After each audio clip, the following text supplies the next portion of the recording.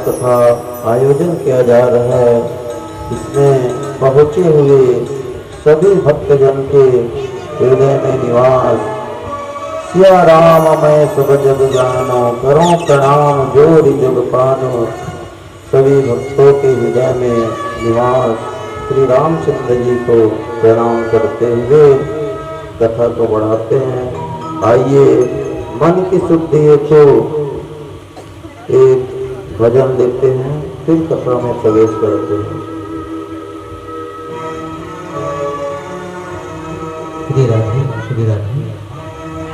बोलिए बाबे बिहारी लाल की जय।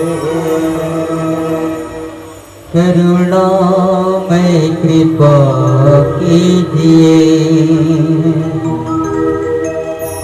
श्री राधे। करुणा में कृपा कीजिए। बोलिए राधा रानी सरकार की जय हो। करुणा में कृपा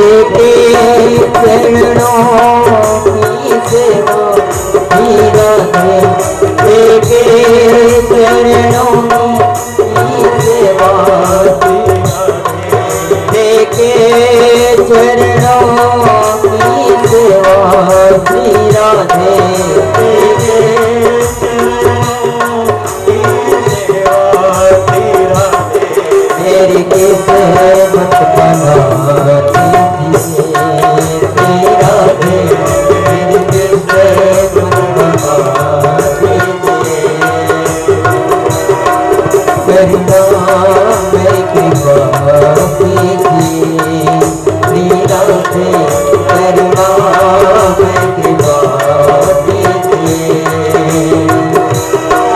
चरणों से लगा लीजिए हीरा चरणों से लगा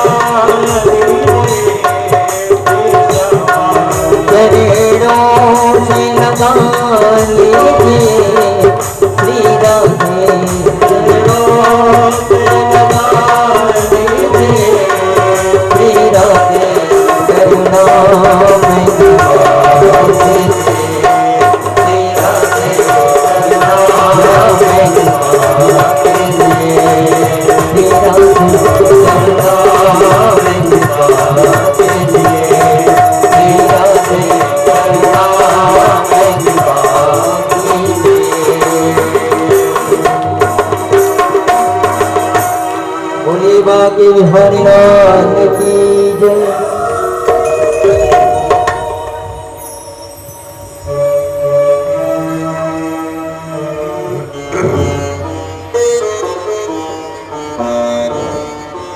बोल श्री कृष्ण चंद्र भगवान की जय।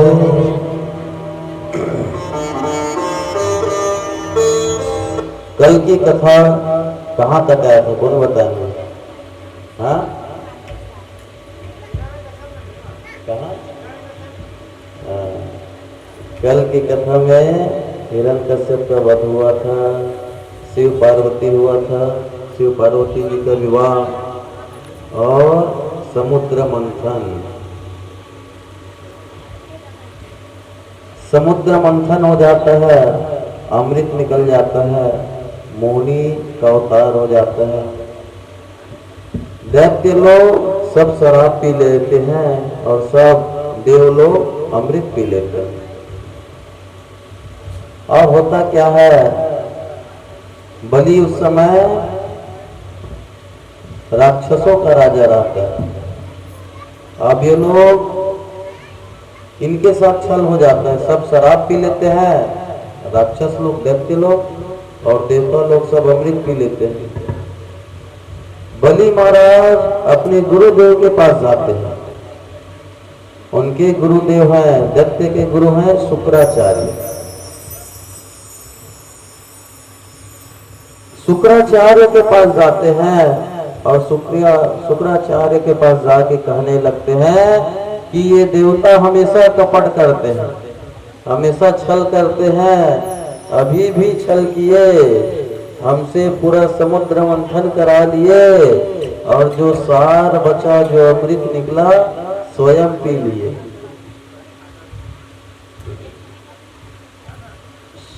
अब कोई उपाय बताओ जिनसे ये देवता से बदला लिया जा सके।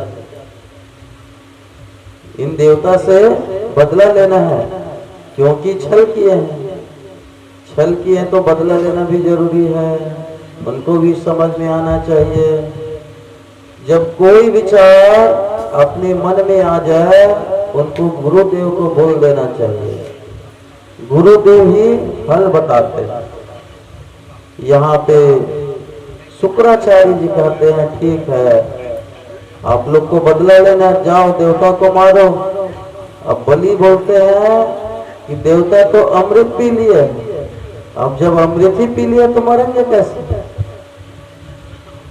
शुक्राचार्य बोलते हैं अमृत पिए हैं तो और अच्छे से बदला ले सकते हैं।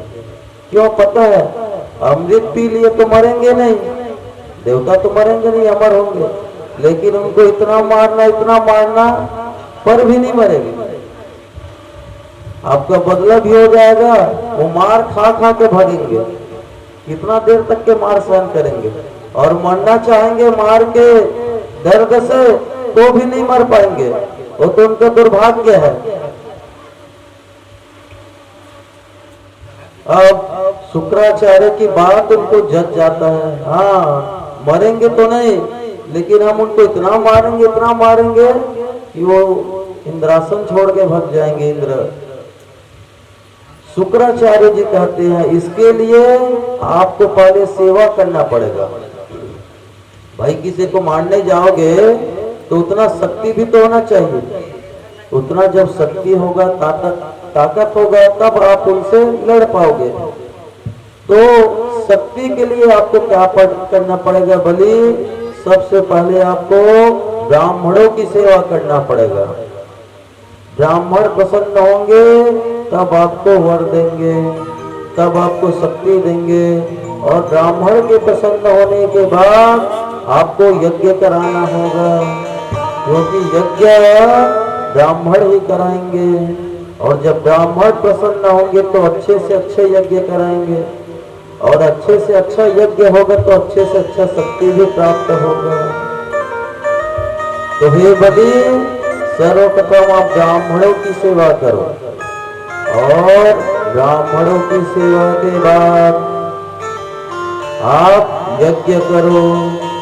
और जब यज्ञ हो जाए, यज्ञ के बाद जो सर्वश्रेष्ठ और सबसे उत्तम है वो चीज आपको करना है। वो क्या है? गौ सेवा।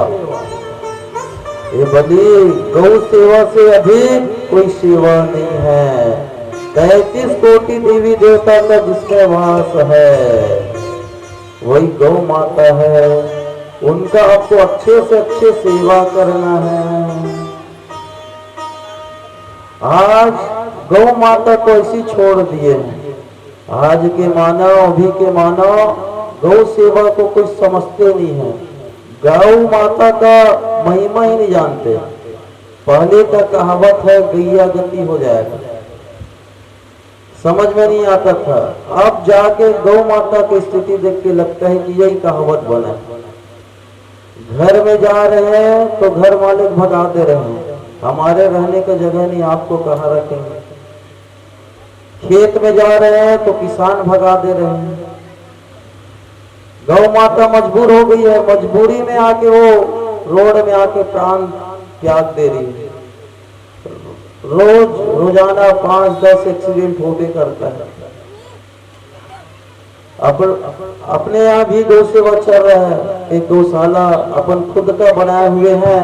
रोज का 2-4 केस आते हैं, रोज गौ एक्सीडेंट हो रहे हैं। गौ माता वहां पे गौ सेवा चलते रहता है निरंतर। और यहाँ तक रख भी नहीं सक रहे हैं, सेवा भी नहीं कर सक रहे हैं, तो डंडा मार रहे हैं। और डंडा तो डंडा किसी किसान के खेत के अंदर जाके धान खा लेते तो कई किसान तो टंगिया से मार देते हैं। इतना जो गैया गति बोलते हैं यही है। पहले के सियान जो कहावत बोल देते हैं उसका कुछ न कुछ तो रहता है। और यहाँ तक गैया की स्थिति हो गई है, गौ माता की स्थिति हो गया है, उसको आदमी काट के खाने भी लग गए। यही दानव है जो गौ मां को काट के खा रहे, ये तो दैत्य, ये तो राक्षस है। दैत्य और देवता शुरू से, सदियों से, अभी भी जो गौ माता को काट के खा रहे हैं वो दैत्य ही है। और उन्हीं का राज भी है। पहले भी दैत्य का राज था ना, वैसे उन्हीं का राज भी है। अब दूर दराज कहा जाएंगे हमारे आसपास बिल्हा है ना, सरगांव के पास, उसमें उड़िया पाड़ा, उसमें गौ माता कट रही थी, उनकी मांस बेचा जा रहा था। उनका विरोध हुआ, पूरा हिंदू संगठन गए थे और उनका विरोध किए। पुलिस भी, प्रशासन गई, उनको पकड़वाए भी। और उसके बाद जो पकड़वाने के लिए जो गए थे उनको जेल में डाल दिया गया। जो उनका विरोध किया उनको ही जेल में डाल दिया गया। अभी बिलासपुर के राम से ठाकुर थे, वो गौ माता की रक्षा के लिए गए थे। जो गौ मांस बिक रहा है उसको बचाने के लिए गए थे कि वो रुक जाए, बिके ना। कार्रवाई कराने के लिए गए थे, लेकिन उल्टा कार्रवाई हुआ, वो अभी जेल में। ऐसे सनातनी योद्धा पहले भगत सिंह थे, चंद्रशेखर आजाद थे, उन्हीं की इसमें हम लोग आजादी पाए। ऐसे भी बहुत से सनातनी योद्धा है जो गौ माता के लिए लड़ रहे हैं। राम सिंह ठाकुर जी जेल में चले गए। एक है रायपुर से आदेश सोनी, वो गौ माता को, राज्य माता को दर्जा दो, इस जिद में उन्होंने शासन से मांग किया था यदि आप नहीं करोगे तो मैं अपना 1 उंगली काट दूंगा, और भी नहीं मानोगे तो 10 उंगली काट दूंगा, अंत में प्राण भी दे दूंगा। शासन को लगा होगा कि बोलते बस है, करते थोड़ी है। और वो ऐसे गौ भक्त हैं जिस तारीख को वो समय दिए थे, उसी तारीख को 1 सितंबर को जो समय दिए थे, उसी तारीख को अपना उंगली काट के शासन को दिखा दिए। आप गौ सेवा के लिए कुछ नहीं कर रहे, मैं अपना उंगली का बलिदान दे रहा हूँ। सभी के सामने उंगली को काट दिया। हमारे शंकराचार्य, आदि गुरु शंकराचार्य भी गौ सेवा में लगे हुए हैं, वो भी कह रहे गौ हत्या बंद हो। और हमारा शुरू से ही नारा है सनातन धर्म का, जब जब हम लोग पूजा पाठ करते समय बोलते हैं गौ हत्या बंद हो, पर अभी भी दैत्य हैं और ऐसे ऐसे दानव जो अपने में सम्मिलित भी कर रहे हैं, धर्मांतरण चल रहा है। हम सत्य सनातन धर्म के व्यक्ति तो दूसरे धर्म के लोग बरकरार है, पैसे के लालच में, रुपया के लालच में। आप हमारे पास आओ, जुड़ो, आपको इतना पैसा मिलेगा। और ऐसे ऐसे सनातनी हैं जिनको समझ में नहीं आता और पैसे के लालच में अपना धर्म भी बदल देते हैं। सनातनी योद्धा लगे हुए हैं। यहाँ पे शुक्राचार्य जी ने राजा बलि को बढ़िया उपदेश देते हैं कि गौ सेवा ही परम धर्म है।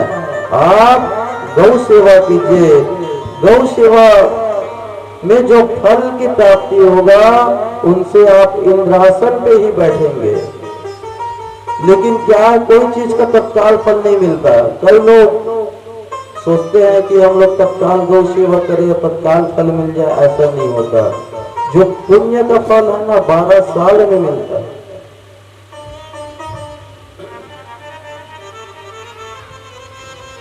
बलि को समझ में आ जाता है हमको ब्राह्मण की सेवा करना है, गौ की सेवा करना है और यज्ञ कराना है। इतना भाव भक्ति से ब्राह्मण की सेवा करते हैं, गौ माता की सेवा करते हैं और यज्ञ करते हैं। और यज्ञ से जो ऊर्जा मिलता है उनसे वो ताकतवर हो जाते हैं, शक्तिशाली हो जाते हैं और फिर शक्तिशाली होकर सीधा स्वर्ग में चढ़ाई कर देते हैं। और जैसे स्वर्ग में चढ़ाई करते हैं सभी देवता मद में चूर रहते हैं, हम तो अमृत पिए हैं, हमारा कोई बाल बाका नहीं कर सकते। बलि पूरा दैत्य सेना के साथ चढ़ाई करता है, उनको बोल देते हैं अब कुछ नहीं हो सकता, हम लोग तो अमर हो गए, आ जाओ, हम भी तैयार है लड़ने को। और भयंकर युद्ध होता है, दैत्य और देव के बीच में बहुत युद्ध होता है। और युद्ध में बलि और उनकी पूरा सेना ताकतवर हो जा रहते हैं, गुरु ब्राह्मण और गौ की सेवा करके। देवता लोग को खूब पिटाई करते हैं, इधर उधर जिधर जिधर भागे दौड़ा दौड़ा के मारते हैं। अब देवताओं के दुर्भाग्य, मर भी नहीं सकते और मार सह भी नहीं सकते। दैत्य तो एक बार मार सह लेंगे, बहुत मार सह लेते, लेकिन देवता मार सह नहीं सकते। और इधर दैत्य उनको बिचर रहे हैं, मारी चढ़े। अंत में क्या होता है, सभी देवता को स्वर्ग छोड़ के भगना पड़ता है, स्वर्ग लोग खाली हो जाता है। बलि राजा स्वर्ग के सिंहासन में बैठ जाते हैं और सभी लोगों में वो विजय कर लेते हैं, तीनों लोगों का स्वामी बन जाते हैं। पाताल लोक, स्वर्ग लोक, धरती लोक, तीनों लोगों का स्वामी बन जाते हैं।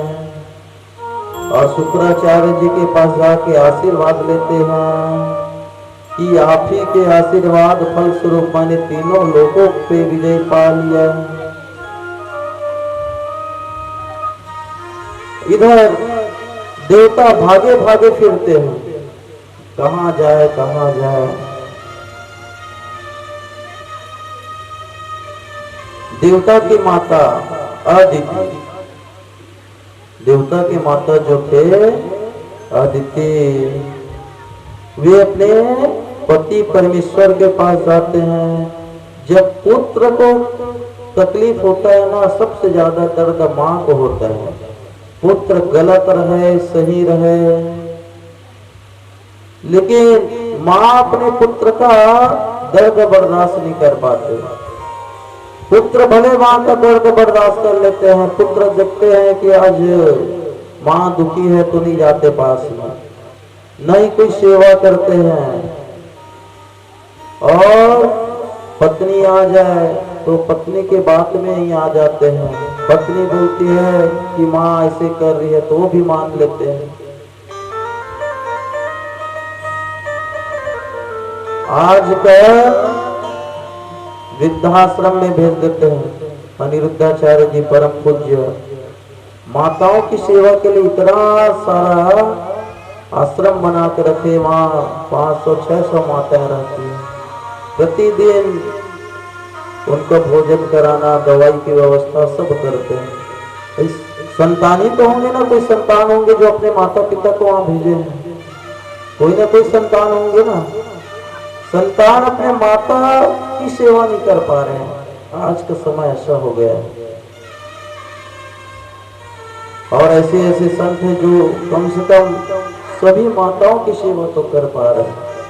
और ये सब सभी भक्तों के सहयोग से ही हो पा रहा है। सभी भक्त जो टीवी में सुन रहे हैं, साक्षात वहाँ पे प्रवचन सुन रहे हैं, और सुन सुन के माताओं की सेवा के लिए जो दान वहाँ तक पहुँचा रहे हैं, सभी को दान भी करना चाहिए। जो दान पहुँचा रहे, थोड़ा थोड़ा दान भी पहुँचा रहे हैं, वो दान वहाँ तक पहुँच के बहुत सी माताओं की सेवा हो रही है। बलि राजा गुरुदेव के पास जा रहे हैं, गुरुदेव से पूछ रहे हैं, हे राजन, हे गुरुदेव, मैं तो स्वर्ग पताल सभी को जीत लिया, अब क्या उपदेश है, आप बताओ मैं क्या करूं। शुक्राचार्य जी बलि को बता रहे हैं कि आप तीनों लोगों को जीत गए, और जब भी हम विजय प्राप्त करें या कोई शोहरत हासिल करे, कोई मकान खरीद ले, कोई खेत खरीद ले, कोई आगे बढ़ जाए, तो उनको सर्वप्रथम पूजन करना चाहिए, यज्ञ हवन कराना चाहिए। शुक्राचार्य जी कहते हैं, आप स्वर्ग जीत लिए तो सबसे पहले उनका महत्व समझिए, यज्ञ कराइए, पूजा पाठ कराइए, उनका शुद्धि कीजिए। इधर अदिति माता अपने पति के पास गई है। उनके पति कश्यप जी के पास जाके रोने लगती है कि मेरे से पुत्र का दर्द बर्दाश्त नहीं हो रहा है, मेरे पुत्र बहुत ही दर्द में हैं, भागे भागे फिर रहे हैं, दैत्य लोग उनको बहुत मारे हैं, बहुत मारे हैं, उनका पूरा सरोवर से खून आ रहे हैं, सब तरफ पस्त हैं, और उनके पास जगह नहीं है। तीनों लोगों में दानव लोग राज कर रहे हैं। जहां भी जाते हैं दानव दिखते हैं कि ये देवता आगे फिर से मारते हैं, और उनको दर्द सहना ही पड़ रहा है, कोई ऑप्शन ही नहीं है। और दैत्य लोग जब मारते हैं तो रुकने वाले नहीं है, कोई रहम भी नहीं करते, मारते ही रहते, मारते ही रहते, मारते ही रहते। मुझे देख के बड़ा दया आ रहा है। हे पतिदेव, आप कुछ ऐसा कीजिए जिनसे हमारा बालक हो, और बालक होने के बाद वो बालक अपने भाइयों का अधिकार दिला पाए। आप ऐसे कुछ कीजिए वो बालक अपने भाइयों का अधिकार दिला पाए। कश्यप जी उनको बतलाते हैं कि आप एक काम कीजिए, हे देवी, आप एक व्रत कीजिए। वो व्रत है पुष्पन व्रत। उस व्रत में केवल दूध पी के, पया पान, केवल दूध पी के वह व्रत को किया जाता है, और वो बहुत बड़ा कठिन यज्ञ है। बड़ा कठिन व्रत है। यदि आप उस व्रत को पूर्ण रूप से कर लेंगे तो भगवान आपके गर्भ से स्वयं ही प्रकट हो जाएंगे। अदिति माता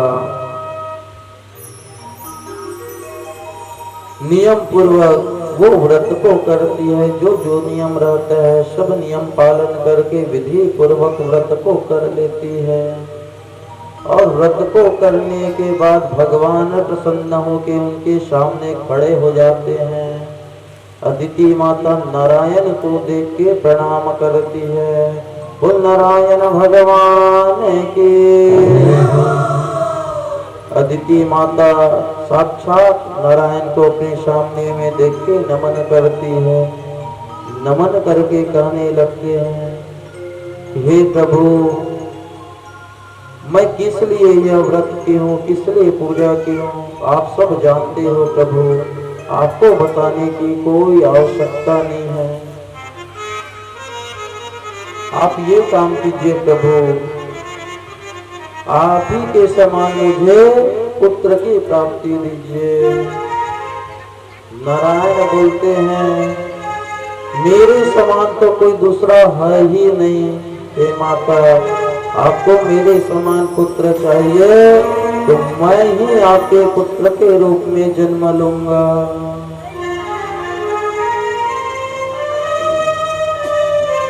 भगवान हर भक्त के पुकार सुनते हैं। पुकारने वाले चाहिए, भगवान हर की पुकार सुनते हैं। अदिति माता के पुकार सुन लेते हैं और उनका गर्भ ठहर जाता है। 10वें महीने में बढ़िया सुंदर बालक का जन्म होता है, जो केवल 52 अंगुल का रहता है। वो बढ़ता ही नहीं, केवल 52 अंगुल के रहते हैं। उनका नामकरण संस्कार भी 52 होता है। बोल 52 भगवान के।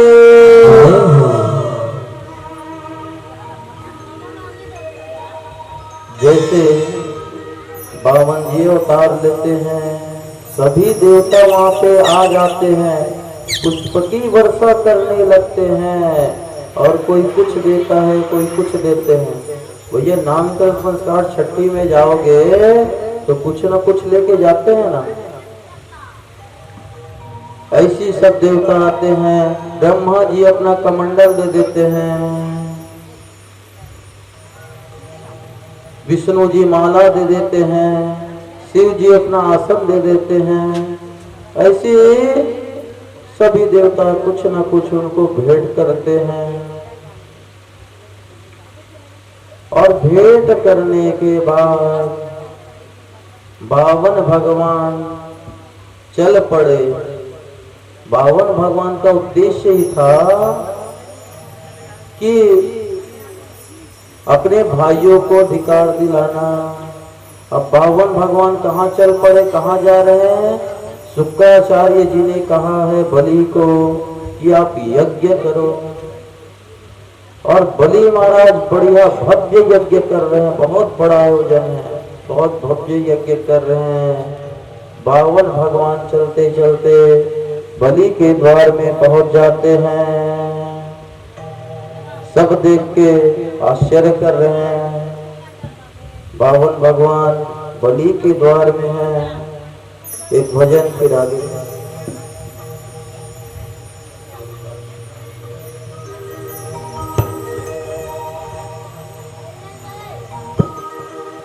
राधे राधे भगवान